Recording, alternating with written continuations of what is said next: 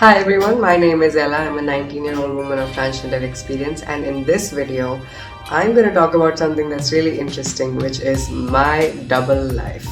So, I'm going to start this video as a story or a timeline of basically how things happen. Cheezeं kaise hui, right? So, when I came out to my parents about being transgender, our plan was that after completing my school, 12th ke board khatam karne ke baad, as soon as I am done with school, they're gonna send me to Australia because I have family there, and I was gonna live there, transition there, make a life there because foreign country mein easy hota hai.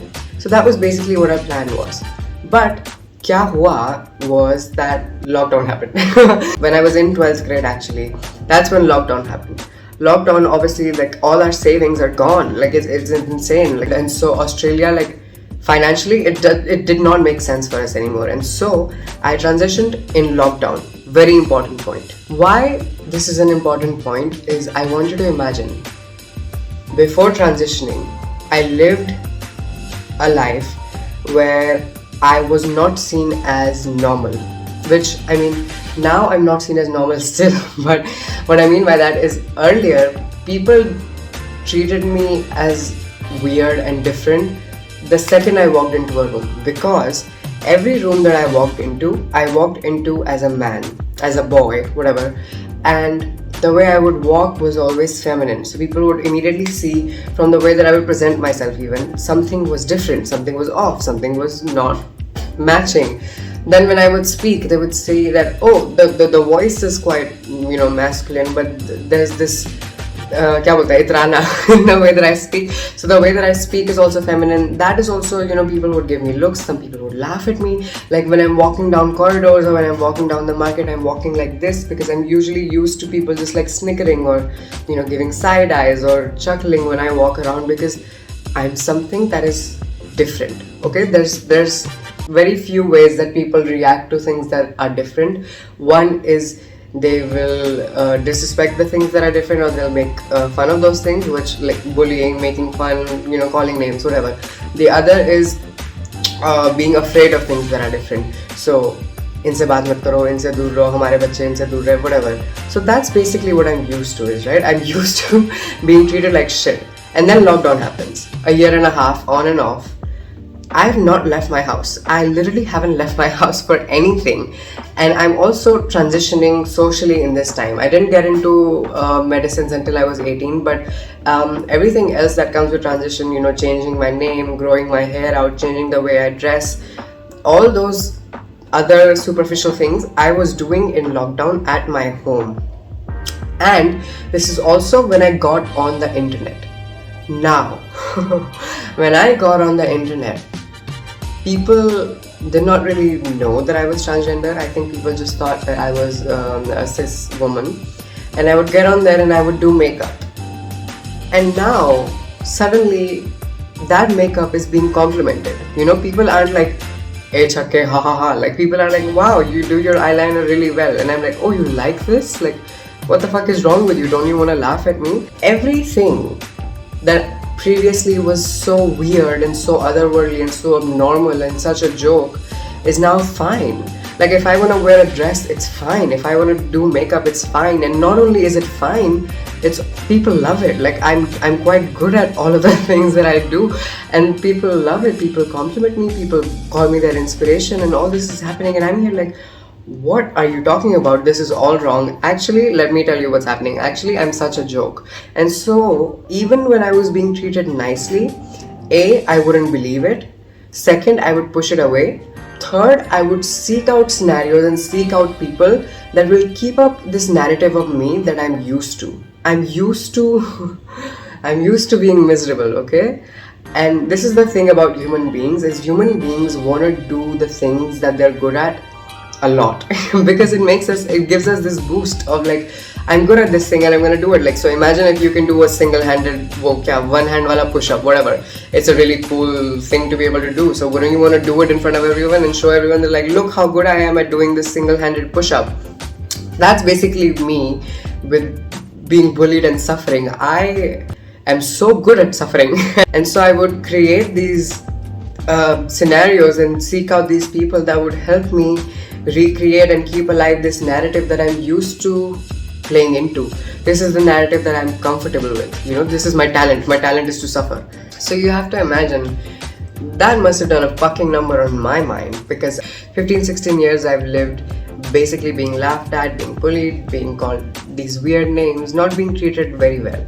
Then I go into hiding for like a year and a half, and I come out only really looking different, right? Like I haven't really, my personality is still the same. Like I still have the same sense of humor. I still think the same things. I still talk the same talk, and I walk the same walk, but I look different, right?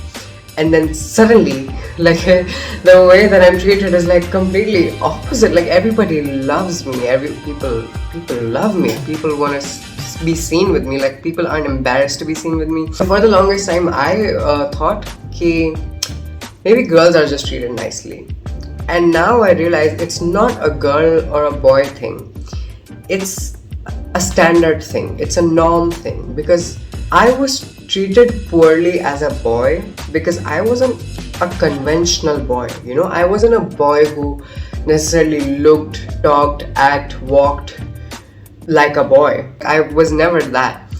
And now it's not that I'm a girl and everything's fixed. It's the fact that I'm such a standard girl. I'm such a basic girl. Not a basic girl, but I'm such a girl. Like in the sense that like I like doing hair and makeup, and I'm a pretty girl, and I'm like, oh, I'm so feminine. I'm such a girl, basically. I'm so easy on the eyes. I don't confuse people anymore. The way I act, the way I speak, the way I think, the way I talk, the things I like make sense for the way that I look.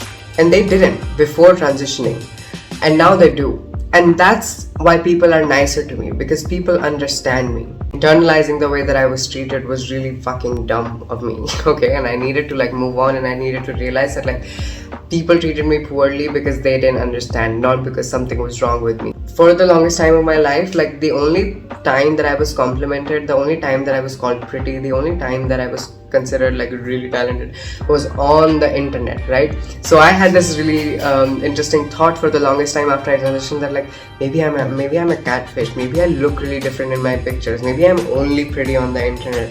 So I developed this fear of like I was gonna go out of my house and people were gonna see me who've seen me on the internet, and they're gonna think I'm so ugly, because that's what I'm used to. Like real life outside of my phone and outside of the internet, I'm not used to being appreciated and complimented and all these things, and so it didn't register to me.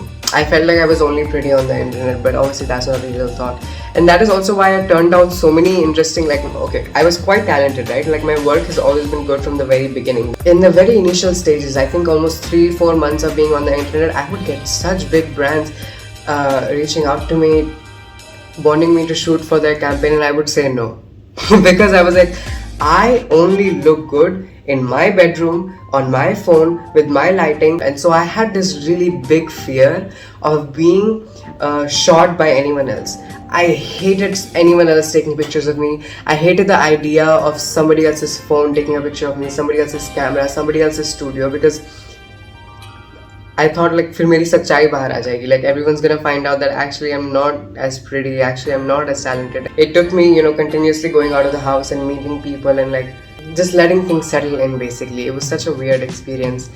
And I think a lot of people of this generation, young transgender people, a lot of us did transition in lockdown, because it is what it is.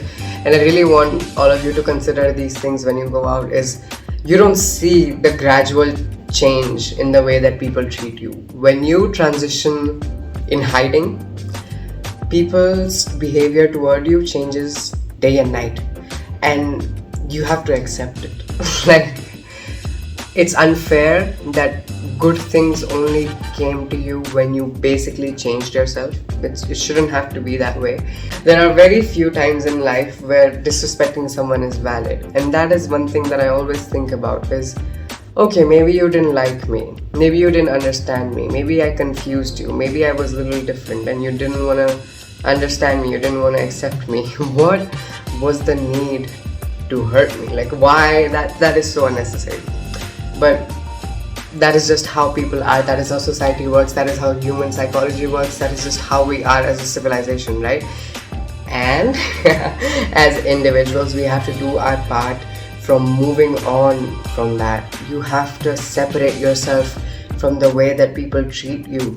You can't internalize that. You have to separate yourself from the narratives and the titles that people assign to you, because it's very hard to not believe them. But take your time, gather your thoughts, and always really just believe in yourself. The most important thing at the end of the day is to believe in yourself, because nobody else believes in you. Nobody gives a fuck. Like, when you come up with a new idea, everybody's gonna think you're crazy. Like, that's what they do. First they call you crazy, and then they make fun of you, and then 60 years later their grandchildren look back at you and they say, oh, she was so ahead of her time. That is literally how society works. Don't let anybody stop you. Like, if you're not hurting anyone, if you're conducting yourself ethically, you're waking up being a good lawful citizen, and just being a good person, like, you don't owe anyone any explanations. Let yourself prosper, okay? When opportunities come towards you, accept them. When love comes towards you, accept it. When goodness comes towards you, accept it. I know you're used to like bad things, but now good things are coming your way and you have to accept them. Don't push them away.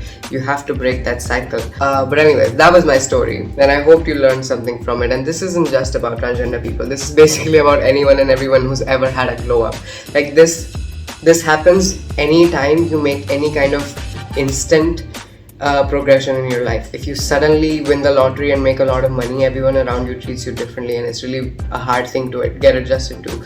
If you move to a new country, if you move to a new city, everyone around you, like, the culture shock is real.